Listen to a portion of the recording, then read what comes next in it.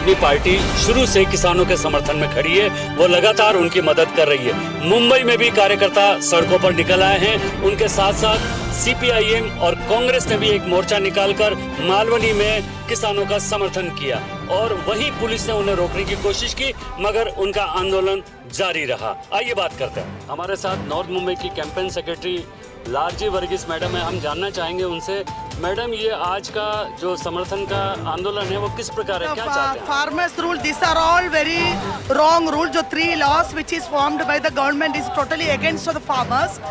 Farmers, you know, they are the backbone of our economy. Economy का backbone है जो farmers है, उनको खिलाफ जो है रूल्स ये काला कानून बनाएगा तो भी further there will be inflation and there will be the high price for the food articles.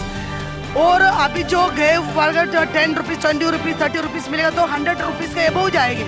Farmers will lose their land, so all the way the farmers will lose everything and India is going to इन्होंने जो काला कानून जो बनाया है उसको वापस लो, क्योंकि अंबानी हटाने के लिए हमारा पूरा जमीन बेचने का इनका बिल है। वो सरकार तो कह रही है कांग्रेस भ्रम पैदा कर रही है, भ्रम पैदा कर रही है। वो तो कांग्रेस का भ्रम पैदा करने वाली बात वो पहले से बोल रहे, क्योंकि आपको मालूम है नोटबंदी में क्या हुआ, जो कोरोना में जो पब्लिक चल के गया उनका कितना आदमी मर गया उसका पास इसका लिस्ट अभी तक नहीं है। कौन सा भ्रम है? भ्रम में तो हो ही लो है उनके कहने से। लेकिन जो किसान जो जमीनी हकीकत पे वो लोग काम करते हैं तो वो अगर गलत बोल रहे हैं तो वो गलत है, और बहुत सारे उसमें कमियां हैं जो सरकार भी जानती है, वो केवल अपने फायदे के लिए कर रही है। सरकार के कुछ लोग कर रहे हैं, सब लोग नहीं कर रहे, सब लोग उसकी फेवर में नहीं है, ज्यादातर लोग किसानों की फेवर में है। और हम भी यही चाहते हैं कि कानून वापस हो, हिंदुस्तान को हिंदुस्तान रहने दिया जाए। पहले भी जो डिसीजन लिए गए काफी हद तक, जो 5-6 सालों में कानून बने, उनका कोई रिजल्ट आया किसी के सामने? मैं सब जनता से पूछना चाहती हूँ कि क्या आपने कुछ पॉजिटिव देखा या आपको कोई फायदा हुआ? आप उसी से समझ लीजिए। तो यही सोच के कि अगर ये कानून बन गया तो सबके लिए बहुत नुकसान है। वैसे ही जो पूरी जनता है, पूरा हिंदुस्तान है, इतनी महंगाई से जूझ रहा है, मिडिल क्लास और लोअर क्लास सबसे ज्यादा इसको फेस करता है।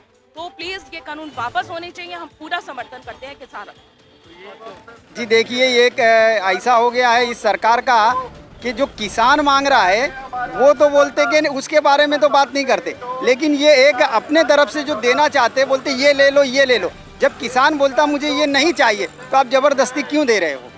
भला करना चाहते हैं किसानों। अगर ये भला करना चाहते तो आप 2014 के बाद से देखिए कि इन्होंने जो भी भलाई का काम किया उसमें सिर्फ जनता का बुराई हुआ। उसका मिसाल है आपके सामने, जो नोटबंदी हुआ, जीएसटी लगाया और उसके अलावा दूसरे जो भी इन लोगों ने कानून लाए, सब में नुकसान ही है। सरकार कह रही है हम किसी भी तरह से कानून वापस ले लेंगे, संशोधन करेंगे। जी देखिए, ऐसा है ना कि ये इनकी अभी ये नाक की हड्डी पे आके पहुंच गया है, क्योंकि अगर ये पीछे हटते तो इनकी साख को नुकसान होता है। लेकिन कि हमारे किसान भाई भी इस तरीके से डटे और उनके साथ हम लोग भी इस तरीके से डटे हैं कि जब तक ये तीनों काला कानून वापस नहीं लेंगे तब तक हम उनके खिलाफ इसी तरीके से जो सरकार ने लागू किए हैं 3 कानून, उसके खिलाफ हम आज यहाँ पे खड़े हैं।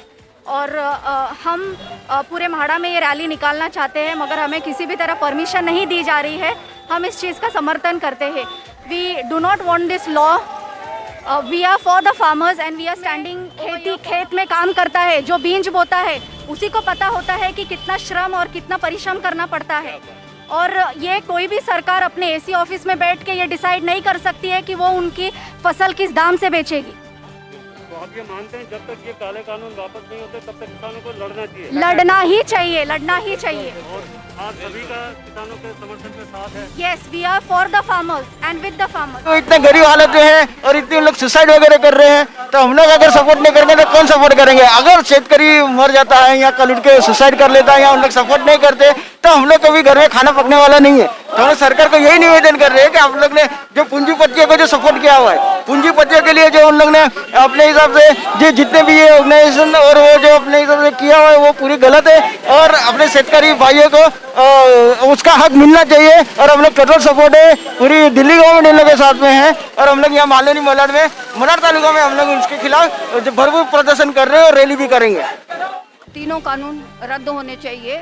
ये किसान के लिए, किसान के भलाई के लिए नहीं है, बल्कि उनको बर्बाद करने के लिए है। इतनी बर्फ जैसी ठंड पड़ रही है, अभी तक तो 30 लोग मर चुके हैं। ये कुछ दिन पहले का आंकड़ा है, अभी न जाने और कितने मर गए।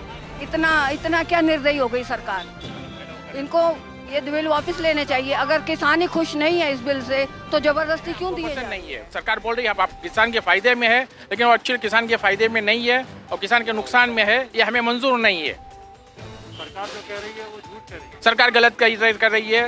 ये चोर निकम्मी सरकार है।